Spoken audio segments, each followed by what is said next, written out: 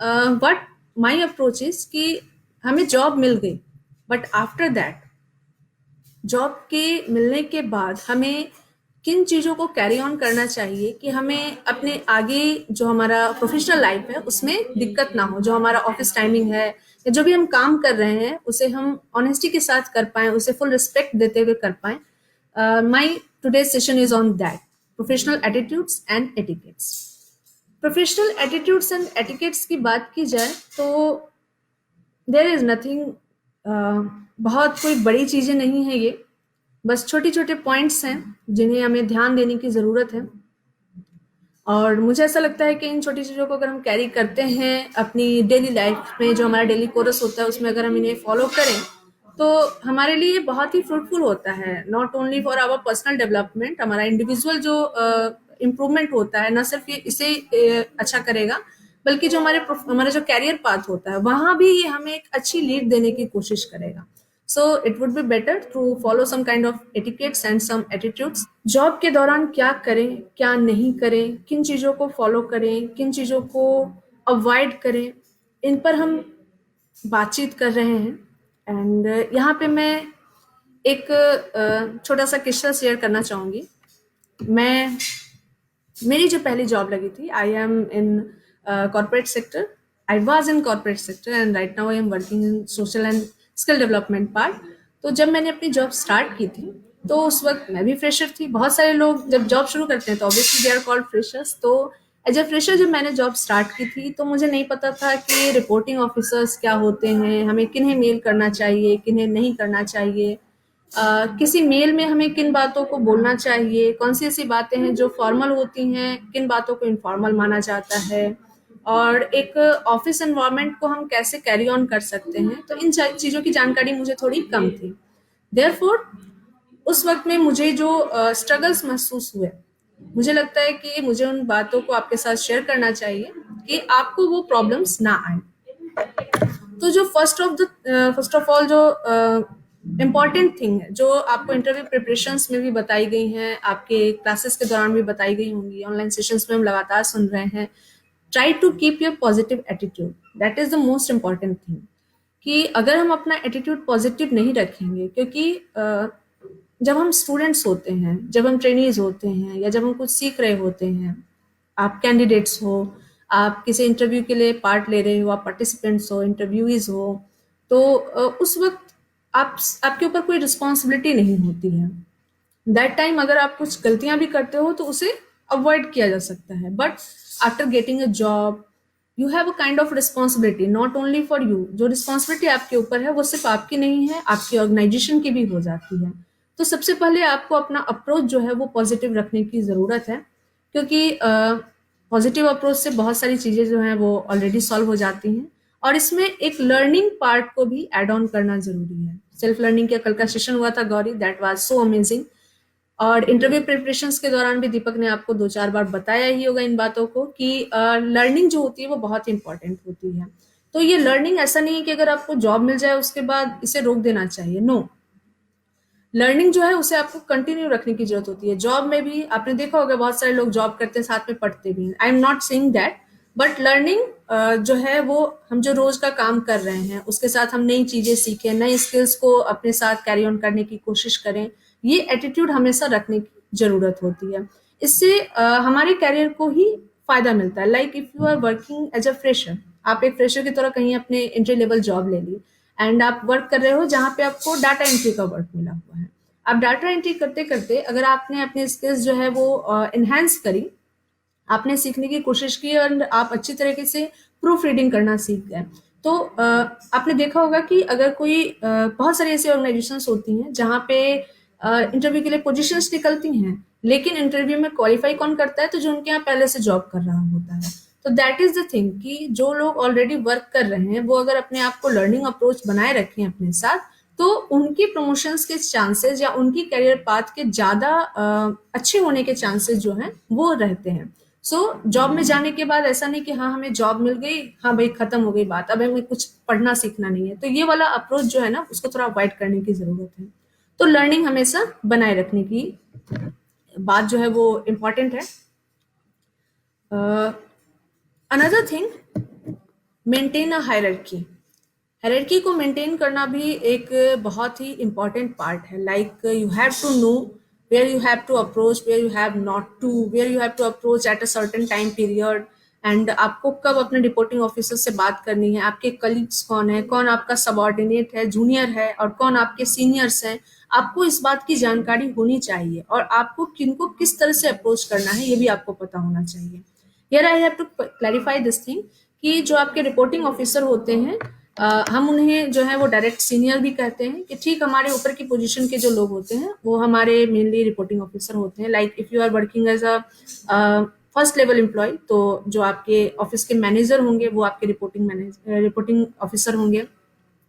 या आप कहीं पर एज अ सेल्समैन वर्क कर रहे हैं तो आपके टीम लीडर जो होंगे वो आपके रिपोर्टिंग ऑफिसर होंगे, जो डायरेक्ट आपके ऊपर में आते हैं।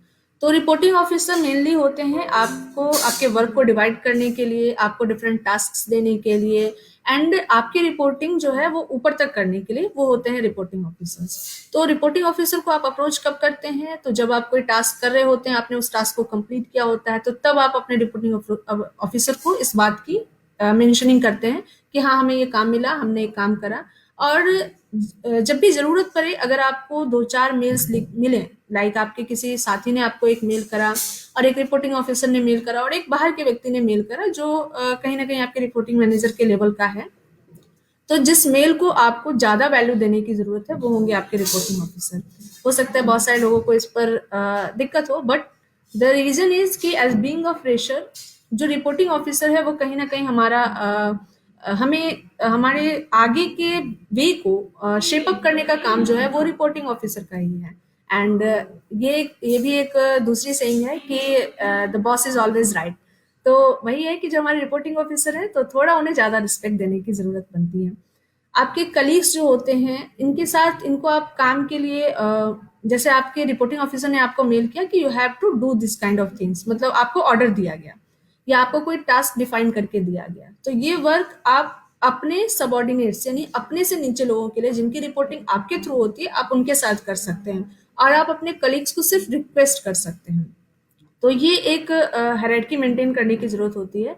अगर कोई पर्सन आपके रिपोर्टिंग ऑफिसर से ऊपर का है या फिर आपकी टीम से बाहर का है, तो कभी भी उनको, अगर आप किसी तरह की कन्वर्सेशन उनके साथ कर रहे हैं या कोई मेल उनके साथ कर रहे हैं, तो इस बात की जानकारी जो है वो आपके रिपोर्टिंग ऑफिसर को होनी चाहिए। इसकी कोशिश आप जरूर करें। या इसे कह सकते हैं कि ये आपके लिए जरूरी है कि आप कहीं वर्क कर रहे हैं तो जो आपका मैनेजर है, जो आपका बॉस है, उसे इस बात की जानकारी होनी चाहिए कि उसके सबॉर्डिनेट्स जो हैं वो कहाँ क्या कर रहे हैं। It is also good for your salary. जब वो सैलरी बनाएगा तो उस वक्त उसे पता होगा कि आदमी काम कर रहा था।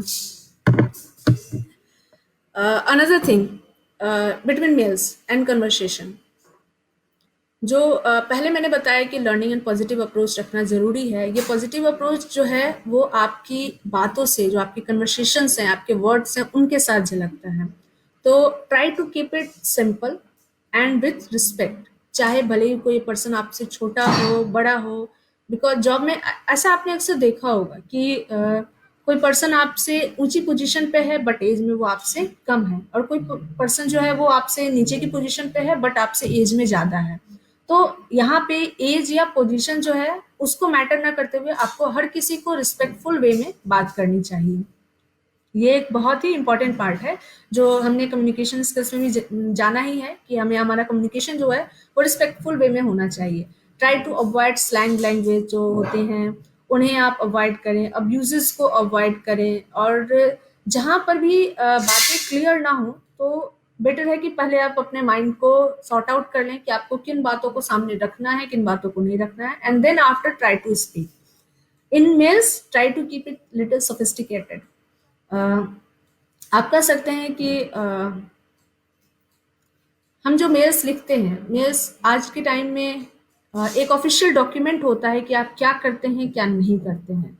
इसलिए जरूरी ये है कि आप जिन कामों को करें उन्हें नोट डाउन करने की कोशिश करें ऑन मेल। लाइक आपको कोई वर्क मिला तो आप उस वर्क पे आप आंसर कर रहे हो, रिप्लाई कर रहे हो, या उस वर्क को कंप्लीट कर रहे हैं, तो इस बात की इन्फॉर्मेशन आप बाय मेल ऊपर तक पहुंचाने की कोशिश करो। लाइक रिपोर्टिंग ऑफिसर ने आपको कोई काम दिया तो आपने उस काम को कर लिया, इस बात की इन्फॉर्मेशन जो है वो आपको ऊपर देनी जरूरी है। हो सकता है ये लगे कि बेकार का काम है, 10 मिनट बेकार चले जाएंगे या 5 मिनट बेकार चले जाएंगे, बट ये बहुत ही इंपॉर्टेंट होता है, क्योंकि आज के टाइम में डॉक्यूमेंटेशन जो है वो सबसे कह सकते हैं कि एक बड़ा हिस्सा होता है किसी भी कल्चर का, किसी भी सेक्टर का। डॉक्यूमेंटेशन जो है वो सबसे बड़ा पार्ट है। So try to keep yourself documented there. ये बाद में आपके लिए भी बेटर है कि आपको कभी अगर किसी तरह की क्लैरिफिकेशन की जरूरत पड़ती है तो यू हैव, आपके पास ये प्रूफ है कि हाँ आपने सर्टेन डे में, सर्टेन टाइम लाइन में इस वर्क को किया था और इस वर्क की ये रिपोर्ट आई थी, तो इस बात की क्लैरिफिकेशन आपके पास इन रिटन है, जो प्रूफ भी है। तो इसलिए try to keep it little bit sophisticated. इसके अलावा आप, जैसे अभी पहले मैंने हायरार्की के बारे में बताया, तो मेल्स के कन्वर्सेशन में इस बात को भी ध्यान में रखें कि अगर कोई पर्सन आपकी टीम से बाहर का है और आपको अप्रोच कर रहा है या आप किसी को अप्रोच कर रहे हैं, तो अपने टीम से बाहर अगर आप किसी बात को की कन्वर्सेशन कर रहे हैं, कोई कम्युनिकेशन कर रहे हैं, तो अपने रिपोर्टिंग ऑफिसर को उसमें रखना जरूरी है। या फिर अगर आप अपने लेवल के किसी पर्सन को दूसरी टीम में अप्रोच कर रहे हैं, तो उनके भी रिपोर्टिंग ऑफिसर को आपको उसमें रखना जरूरी है, क्योंकि उन्हें भी पता चलना चाहिए कि हाँ आप किस तरह की कम्युनिकेशन कर रहे हैं। तो ये सभी चीजें मेल में इंपॉर्टेंट हैं। और mails, that is a very important part in any kind of communication. Mails को लिखने में कुछ चीजों का ध्यान रखना जरूरी होता है। आप सभी ऑलमोस्ट मेल्स लिखना जान रहे हैं। इसमें जो वर्डिंग्स होती हैं उनको इनको रिस्पेक्टफुल रखना, और कुछ मैनर्स जो है लाइक ग्रीटिंग्स करना या विशेस करना, रिगार्ड्स देना, ये सभी कुछ इसके फिक्स पार्ट हैं। इन्हें जितना ज़्यादा बनाए रखा जाए या कैरी ऑन करके रखा जाए उतना बेटर है। इसके अलावा आप जो बात कह रहे हैं उसे क्लियर तरीके से रखिए। मीन्स जैसे मुझे अगर आपको किसी चीज़ के लिए अप्रोच करना है, किसी चीज़ के लिए आपसे रिक्वेस्ट करनी है, तो इसमें सीधे वर्ड्स में उसे लिखा जाए कि जैसे हाँ बिल्कुल आवेदन पत्र आप लिखते हैं, तो मेल्स का जो लैंग्वेज होता है वो बहुत कुछ एप्लीकेशंस का ही होता है। एप्लीकेशंस जैसे आप लिखते हैं वैसा ही होता है, बट इसे ज्यादा सटीक रखने की कोशिश करें, ज्यादा क्लियर रखने की कोशिश करें। कई बार होता है कि मेल्स बहुत लंबे लंबे होते हैं लेकिन उसमें जो मैटर होता है वो बहुत छोटा होता है। तो इसलिए कोशिश करें कि इसे रिस्पेक्टफुल वे में रखें और काफी जो सर्टेन क्लियर पार्ट्स हैं उनके साथ ही रखें, और क्लैरिटी रखें कि आप किन जिन बातों को आप बोलना चाह रहे हैं वो बात आपके मेल से पूरी तरह से प्रदर्शित हो रही है या नहीं। इन बातों का भी आप ख्याल रखें। इसके अलावा इंटरव्यू जब कंप्लीट होते हैं, इंटरव्यू देने हम जाते हैं, तो एक 2-3 हमारे उस वक्त में क्वेश्चंस होते हैं, लाइक आप हमारी ऑर्गेनाइजेशन क्यों ज्वाइन करना चाहते हैं, या आप हमारी ऑर्गेनाइजेशन के बारे में क्या जानते हैं। तो obviously the better part to know about that कि आप उसके बारे में डिफरेंट प्लेटफॉर्म्स हैं, naukri.com, linkedin.com, जहाँ पे आप उस ऑर्गेनाइजेशन को चेक कर सकते हैं कि उसकी रेटिंग्स कैसी हैं, उसके जो लास्ट एम्प्लॉयज थे वो कैसे थे, आप उनके बारे में बहुत ही आसानी से वहाँ पर जान सकते हैं। ऑर्गेनाइजेशंस कई बार बीइंग अ फ्रेशर हम काम को स्टार्ट करते हैं, हमें अच्छी खासी 8-10 हज़ार रुपए की सैलरी मिलती रहती है, एंड उसके बाद हमारे पास अप्रोच आता है किसी ऑर्गेनाइजेशन से जहाँ पे हमें 12,000 रुपए की सैलरी मिल रही है। तो ऑब्वियसली हमें अच्छा लगेगा कि हम वहाँ पे जाएं, 12,000 की सैलरी पे वर्क करें। बट मैं ऐसा नहीं कर रही कि आपको नहीं जाना चाहिए, but you have to check about few things. कुछ चीज़ों पर ध्यान देना जरूरी है, लाइक ऑर्गेनाइजेशन की जो रेटिंग है, ऑर्गेनाइजेशन की जो पहचान है वो किस तरीके की है। क्या ऑर्गेनाइजेशन जो है उस पर आप बिलीव कर सकते हो, क्या आपको वैसा अप्रोच लग रहा है, क्या इसके प्रीवियस एम्प्लॉयज जो है वो इससे सेटिस्फाइड है। इन चीज़ों की जानकारी आपके पास होनी चाहिए। आफ्टर दैट जो सैलरी का स्ट्रक्चर होता है उसमें भी इन बातों को आप ध्यान देने की जरूरत है कि आजकल बहुत सारी organisations as a consultant hire करती हैं, और जो कह सकते हैं कि जिन पे जो ट्रस्टवर्दी ऑर्गेनाइजेशन है या जो लॉन्ग लास्टिंग ऑर्गेनाइजेशन है वो अपने एम्प्लॉयज को ऑन पेरोल हायर करती हैं। यहाँ पेरोल और कंसल्टेंट में आपको डिफरेंस समझने की जरूरत है कि पेरोल एम्प्लॉय जो होते हैं उनकी जानकारी उनके वर्क के साथ, उनकी ऑर्गेनाइजेशन के साथ, उनके सैलरी डिटेल्स के साथ, सैलरी का जो ब्रेकअप होता है उसके साथ सरकार के पास जाती है। मतलब वो एक तरह से आप कह सकते हैं कि आप टोटली इन रिटन एम्प्लॉय हो जाते हैं किसी भी ऑर्गेनाइजेशन के, कि इस ऑर्गेनाइजेशन ने पूरे कायदे कानून के साथ आपको अपनी ऑर्गेनाइजेशन में जॉब पे रखा है, और एक कर्मचारी को मिलने वाली सारी सुविधाएं जो हैं वह एक पेरोल एम्प्लॉय को मिलती हैं। If someone is hired as consultant, consultant नाम से ही लग रहा है कि जिसे कंसल्ट किया जाता है सूचना वगैरह देने के लिए, तो अगर एज अ कंसल्टेंट आप हायर होते हैं तो आपको कर्मचारियों को मिलने वाली बहुत सारी सुविधाओं से बचा रहना पड़ता है, मतलब वो आपको नहीं मिल पाती हैं। तो ऐसी कंडीशन में आपको ये देखने की जरूरत है कि अगर कोई ऑर्गेनाइजेशन आपको ऑन पेरोल 10,000 की सैलरी पे रख रही है तो वो आपको बाकी सुविधाएं भी दे रही है। तो अगर वो एक लॉन्ग लास्टिंग कंपनी है, अगर वहाँ के एम्प्लॉयज की रेटिंग अच्छी है, तो आपके लिए वो ऑर्गेनाइजेशन ज्वाइन करना बेटर है अगर आप 11,000 रुपए की किसी कंसल्टेंट जॉब पे जा रहे हैं। यहाँ पे ये है कि पेरोल एम्प्लॉय के लिए जो सैलरी कट्स होते हैं वो थोड़े से ज़्यादा होते हैं, बट आपकी जो जॉब होती है वो कहीं ना कहीं सिक्योर्ड होती है। लाइक अभी कोविड में आप देखिए कि बहुत सारी ऑर्गेनाइजेशन ने अपने यहाँ के एम्प्लॉयज की सैलरी कट करी है, या उन्हें जॉब से निकाल दिया, या उनको बोल दिया कि आप घर बैठो, हमें जब जरूरत होगी या जब लॉकडाउन खत्म होगा तब आपको हम बुलाएंगे। मेरे खुद के बहुत सारे ऐसे मैंने कलीग्स को देखा है जो पिछले 1 महीने की सैलरी उन्हें अचानक से बंद कर दी गई, नहीं मिली है, या आप किसी को 25% मिली है, किसी को 50% मिली है, कोई वर्क फ्रॉम होम है, but still they are getting only 40 और 50% ऑफ देयर सैलरीज। तो इस तरह का जो शोषण है वो एक पेरोल स्टाफ के साथ नहीं किया जा सकता है, लेकिन कंसल्टेंट जो है वो इसमें बहुत जल्दी मारे जाते हैं। तो इस तरह के सिचुएशन में आपके लिए एक पेरोल स्टाफ होना जो है वो ज्यादा हेल्पफुल होगा, ज्यादा वो आपके लिए प्रॉफिटेबल होगा। तो अगर आपके लिए भी कभी ऐसा अप्रोच आता है कि you have to get a salary, get a job as a consultant on a little bit higher salary, then it will be better to be on your current job as a payroll.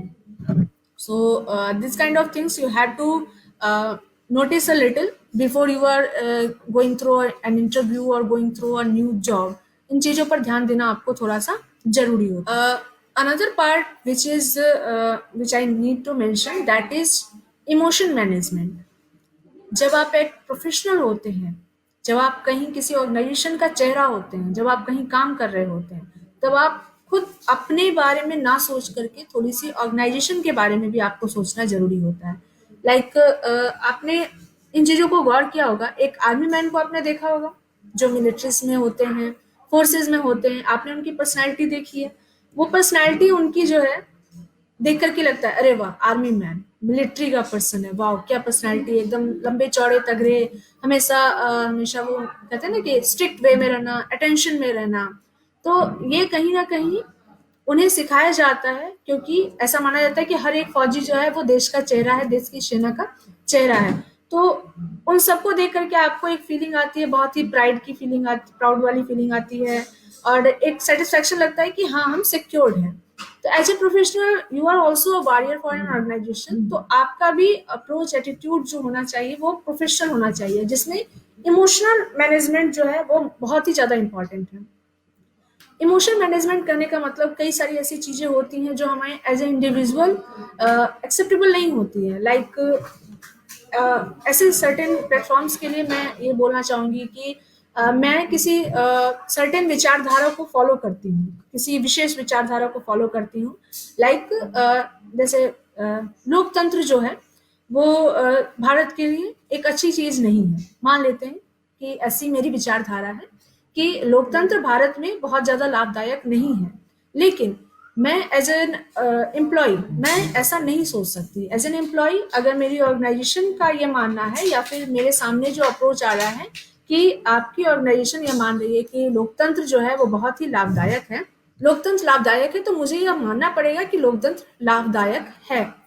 Until ये हमें हमारे individual beliefs को, individual trust को अगर ये break नहीं कर रहा है, तब तक हमें अपने इमोशन को अपने अंदर रखने की जरूरत है। हो सकता है कोई एक पर्सन है जो हमें बिल्कुल नहीं पसंद है, लेकिन as an employee, as a part of an organisation हमें उस पर्सन को अगर एंटरटेन करने की जरूरत है, तो हमें अपने दुश्मनी या अपने दोस्ती या अपने प्यार को साइड में रख करके as an employee of an organisation हमें उसे अटेंड करने की, एंटरटेन करने की जरूरत है। हमें अपना बॉस नहीं पसंद है, बहुत सारे लोगों को पसंद नहीं होता है, तो हमें अपना बॉस पसंद नहीं है, लेकिन फिर भी वो हमारा रिपोर्टिंग ऑफिसर है, वो हमारा डायरेक्ट मैनेजर है, हमारे डायरेक्ट ऑर्डिनेट है। तो वैसी कंडीशन में वो जो बोलेंगे हमें वो मानना जरूरी होगा। Until that is not pressurising me, that is not humiliating me, अगर वो मुझे एज एन इंडिविजुअल ह्यूमिलिएट नहीं कर रहे हैं, एज एन इंडिविजुअल अगर मुझे सप्रेस करने की कोशिश नहीं की जा रही है, मेरे साथ हैरेसमेंट नहीं हो रहा है, तब तक जो भी उनकी बात है जो जेन्यून है वो मुझे माननी पड़ेंगी। तो इमोशनल मैनेजमेंट जो है वो एज ए प्रोफेशनल हमें हमेशा कैरी ऑन करके रखना पड़ेगा। जैसे छुट्टियां होती हैं तो बहुत सारे ऑर्गेनाइजेशन में ऐसा होता है कि छुट्टियां कम मिलती हैं, या फिर कोई ऐसा त्योहार होता है जिसमें हमें ऑफिस जाकर वर्क करना पड़ता है। तो हमें से बहुत सारे लोग, या फिर जब हम स्कूल्स में थे तो अगर कोई कभी मन नहीं किया तो हम कहते थे यार छोड़ो ना, नहीं जाएंगे स्कूल, क्या जाता है, छोटा सा एप्लीकेशन लिखा डाल दिया, बात खत्म। But as an employee, as a professional आप यह चीज नहीं कर सकते, आपके ऊपर रिस्पॉन्सिबिलिटीज हैं आपके टास्क की। तो पहले आपको कहीं ना कहीं अपनी प्रोफेशनल चीज को ही मैटर देना पड़ेगा, पहले उन्हें ही वैल्यू देना पड़ेगा आपको। तो इसलिए इन चीजों का मैनेज करना भी आपको जरूरी है।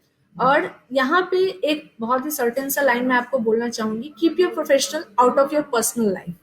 अपनी पर्सनल लाइफ और प्रोफेशनल लाइफ इन दोनों को एक दूसरे से हमेशा अलग अलग रखें।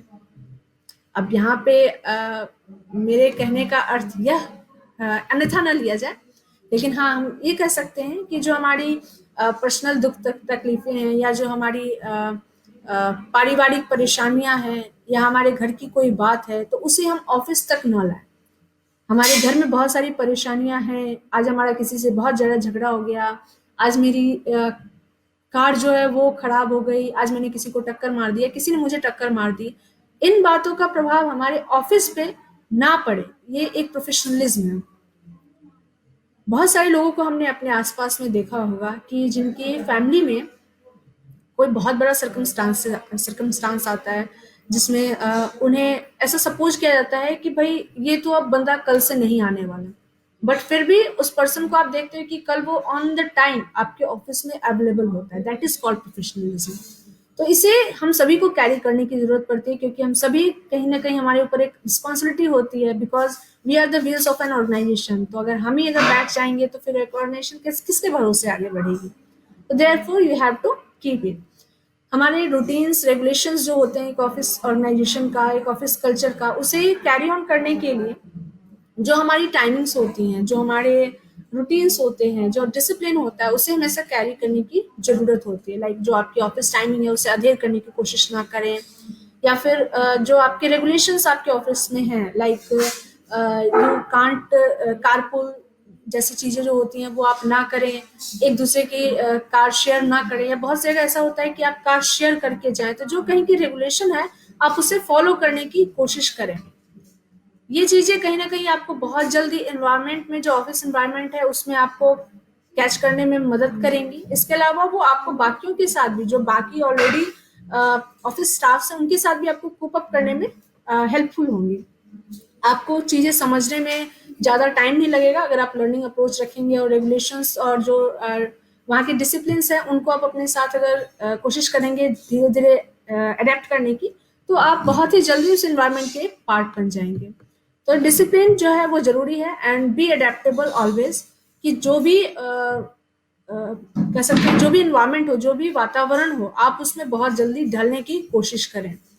हमें से बहुत सारे लोगों को आदत होती है एसी में रहने की, but if they are getting a work in field, अगर उन्हें फील्ड में कोई वर्क मिल रहा है तो वो धूप में आपको जाना है और वहां जाकर के कोई वर्क करना है, या किसी सोसाइटी में लोगों से मिलना है, तो इस काम को करने के लिए आप रेडी रहें। ये अडेप्टिवनेस जो है वो आपसे हमेशा एज ए प्रोफेशनल आपसे ये एक्सपेक्टेड रहती है। इसका मैं एक उदाहरण देना चाहूंगी। There is an organisation named Pradhan. वहां पे डॉक्टर मनमोहन सिंह जब भारत के प्रधानमंत्री थे, and he has three daughters. उनमें से एक डॉटर को यहाँ सोशल सेक्टर, प्रधान एक्चुअली वर्किंग जो है वर्क कर रहा है सोशल सेक्टर में, जहाँ ये जो मेनली अंडर प्रिविलेज्ड सोसाइटीज होती हैं, लाइक SC ST कैटेगरीज या जनजातियां जो होती हैं, उनके साथ ये वर्क करती है, महिलाओं के साथ वर्क करती है। और इसके इस ऑर्गेनाइजेशन का एक रेगुलेशन है कि आप कितने भी पढ़े लिखे क्यों न हो, आपको पहले यहाँ पर एज एन इंटर्न आपको यहाँ पर अपना वर्क स्टार्ट करना पड़ेगा। डजेंट मैटर आपने डॉक्टरेट की डिग्री ली है, या फिर आपने अभी हाल फिलहाल में ग्रेजुएशन कंप्लीट किया, या आप मास्टर्स हो, आपने मैनेजमेंट करा है, कोई इस बात से उनका कोई वास्ता नहीं है। You have to start from zero. और मनमोहन सिंह की बेटी, भारत के वर्तमान प्रधानमंत्री की बेटी को इसमें एज एन इंटर्न जॉब मिली, और वह महिला जो है झारखंड में एक बहुत ही छोटे से ब्लॉक में और एक रूम का जो कमरा होता है, फ्लैट होता है, उसमें ये रह करके और वहां पे इन्होंने अपनी इंटर्नशिप कंप्लीट की। लगभग 2-3 महीनों के बाद कहीं से पता चला कि ये भारत के वर्तमान प्रधानमंत्री डॉक्टर मनमोहन सिंह की बेटी है। तो वहाँ के बीडीओ वगैरह जो थे वो उनको अप्रोच करने के लिए गए and after that she told कि नहीं, मेरे ऑर्गेनाइजेशन की रेगुलेशन ये है कि हम सभी को एज एन इंटर्न अपना वर्क स्टार्ट करना पड़ता है और एक्सपीरियंस करना होता है कि सोशल लाइफ क्या होती है इन अंडर प्रिविलेज्ड लोगों की। तो इसलिए मैं आपका कोई भी जो ऑफर है वो एक्सेप्ट नहीं कर सकती। That is called professionalism. और मैं ऐसा नहीं कर रही कि हमेशा आपको बहुत ही ज्यादा परेशानी वाले ही इन्वायरमेंट मिलेंगे, हर ऑर्गेनाइजेशन में ऐसा ही रेगुलेशन होता है। लेकिन प्रोफेशनलिज्म ये कहती है कि आपका ऑर्गेनाइजेशन जिन रेगुलेशंस को लेकर चल रहा है या जिन डिसिप्लिन को वो कैरी ऑन कर रहा है, आपसे भी वो कैरी ऑन करने की एक्सपेक्टेशंस होती हैं, तो आप उसे करने की कोशिश करें। सैलरी ब्रेकअप के बारे में बताया कि PF and payrolls and consultants में क्या डिफरेंस होते हैं। आप इन चीज़ों को खुद से भी जान सकते हैं। लाइक आपको जब किसी ऑर्गेनाइजेशन में इंटरव्यू के लिए बुलाया जाता है एंड आप उसे क्वालिफाई करते हो, after that you are approached with a salary, तो आप अपने salary breakups and contract letter के साथ भी जान सकते हैं कि आपको किस तरह का अप्रोच दिया जा रहा है एज ए कंसल्टेंट और as a payroll employ.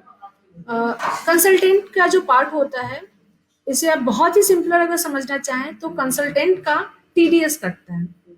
Okay. And जो पेरोल स्टाफ्स होते हैं उनको पीएफ ईएसआईसी जैसी चीजें जो होती हैं उनका लाभ मिलता है। तो टीडीएस जो है वो बहुत ही इजी प्रोसेस है। इनफैक्ट पीएफ भी बहुत ही इजी प्रोसेस है, बट टीडीएस प्रोसेस जो है उसमें आपको एक कर्मचारी को मिलने वाली जो अन्य सुविधाएं होती हैं वो डिपेंडिंग ऑन द जो ऑर्गेनाइजेशन होती है उस पर डिपेंड करता है कि वो आपको कौन सी सुविधाएं देगी कौन सी नहीं देगी। But for the PF employees medical जो अश्योरेंस होती है वो आपको कंफर्म होती है। इसके अलावा इंश्योरेंस अक्सर कंफर्म होता है। आपका पीएफ डिडक्शन जो होता है उसमें एक पार्ट आपके ऑर्गेनाइजेशन का भी होता है जो आपके फ्यूचर के लिए एक सिक्योरिटी होती है। और आपने भी अगर घर के आसपास में कुछ लोगों को देखा होगा सरकारी नौकरियों में, एक्चुअली सरकारी नौकरी में आपने देखा होगा, तो आपको ये टर्म जो है वो बहुत ही अच्छे तरीके से पता होगा, पीएफ एंड ईपीएफओ। आप इसके बारे में भारत सरकार के डिफरेंट जो वेबसाइट्स हैं उन पर भी जाकर के आप इनके बारे में जानकारी ले सकते हैं। Okay. After joining an organization, you have to also know about the different kind of policies like recognition discipline के बारे में मैंने बताया। इसका आपको written documentation भी मिल सकता है जिसे एचआर पॉलिसीज कहा जाता है। और इसके अलावा वहाँ पे इकोनॉमिकल बैलेंस को बनाए रखने के लिए फाइनेंशियल पॉलिसी भी होती है। तो इन सभी का रिटन डॉक्यूमेंट मतलब डॉक्यूमेंटेशन होता है। तो आप इन डॉक्यूमेंट्स को ज्वाइन करने के बाद इनको पढ़ सकते हैं, इनके बारे में जान सकते हैं। और इसकी जितनी ज़्यादा क्लियर जानकारी आपके पास रहेगी उतना ही ज़्यादा आपके लिए किसी ऑर्गेनाइजेशन सस्टेन करना आसान होगा। लाइक आप जान रहे हो कि आपकी छुट्टियों का क्या बैलेंस रहता है, या वर्क फ्रॉम होम करने का क्या रेगुलेशन है यहाँ पे, या फिर अगर आप किसी रेगुलेशन को अधेर करते हो तो फिर आप पे किस तरह के पनिशमेंट्स आपको दिए जा सकते हैं। तो ये चीज़ें आपकी पॉलिसीज में बहुत ही क्लियर वे में समझाई भी रहती हैं। या फिर आप कहीं पर ऐसी जगह वर्क कर रहे हो जहाँ पे आपसे कुछ एक्सपेंसेस भी हो रहा है, like most of the position on higher levels, वहाँ पे एक्सपेंसेस जो होते हैं वो उनके थ्रू होते हैं। तो उन एक्सपेंसेस को कैसे कैरी ऑन किया जाता है या फिर उनको कैसे मैनेज किया जाता है, उनको कैसे उनका बिल सबमिशन कैसे होता है, इन सब की जानकारी जो होती है वो फाइनेंशियल पॉलिसीज में होती है। तो जो पॉलिसीज की बुक्स होती है किसी भी ऑर्गेनाइजेशन की, आप ज्वाइन करने के बाद जो पहला काम करें वो इनके बारे में जानने की कोशिश करें। हालांकि बहुत सारी ऑर्गेनाइजेशन जो है वो अपना इंडक्शंस रखती हैं जिसमें वो अपने नए एम्प्लॉयज़ को अपनी ऑर्गेनाइजेशन के बारे में जो उनकी पूरी हिस्ट्री होती है या जो अभी वो कैरी ऑन कर रहे होते हैं, जो उनका प्रेजेंट होता है, जो उनका व्यू होता है, विजन होता है, वो अपने नए एम्प्लॉयज़ के साथ शेयर करते हैं। लेकिन अगर कहीं पर ये अवेलेबल नहीं हो तो आप ज़्यादा से ज़्यादा इन चीज़ों के बारे में जानने की कोशिश करें। बहुत सारे ऑफिशियल ऑर्गेनाइजेशन के ऑफिशियल पोर्टल पे ये मिल जाता है, कुछ के लिए जो लॉगिन सिस्टम होता है वहाँ पे ये अवेलेबल होता है। तो आप इनके बारे में जानने की कोशिश करें। मैं अपना सेशन जो है वो यहीं पर कंप्लीट करूँगी। Thank you so much.